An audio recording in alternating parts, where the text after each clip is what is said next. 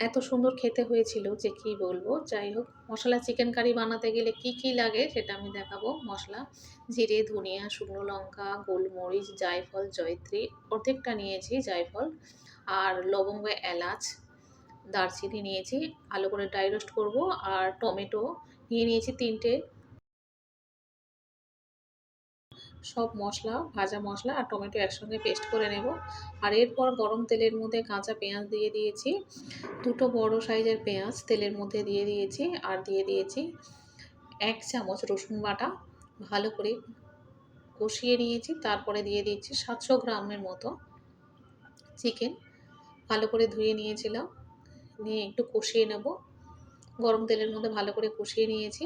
আর এরপরে দিয়ে দিচ্ছি আদা কাঁচা লঙ্কা বাটা 1 চামচ। আর যে মশলাটা আমি পেস্ট করেছি টমেটো দিয়ে, সেই পেস্টটা পুরোটা আমি এর মধ্যে দিয়ে দিলাম। দিয়ে খুব ভালো করে কষিয়ে নিতে হবে, অনেকক্ষণ কষিয়ে নিতে হবে। তবে এটা ঢেকে ঢেকে বারবার কষিয়ে নেব। আর এরপরে আমি দিয়ে দিচ্ছি স্বাদ মতো নুন। আর হলুদ দিচ্ছি 1 চামচ। লাল লঙ্কার গুঁড়ো দিয়ে দেব 2 চামচ। দিয়ে আরও ভালো কষিয়ে নিতে হবে, অনেকক্ষণ কষিয়ে নিতে হবে। আবারও এটা ঢেকে দেব। দেখুন রংটা কত সুন্দর এসেছে। খাবারের রংটা খুব সুন্দর হয়েছে।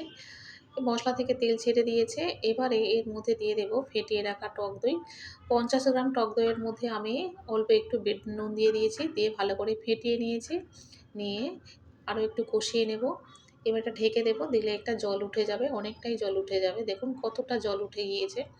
আর এদিকে দিচ্ছি কসুরি মেথি। মেথি পাতাটা দিয়েছি। দিয়ে আরও 10 মিনিট ফুটিয়ে নেব। দেখুন কত সুন্দর হয়েছে। মাংসটা দারুণ সিদ্ধ হয়েছিল।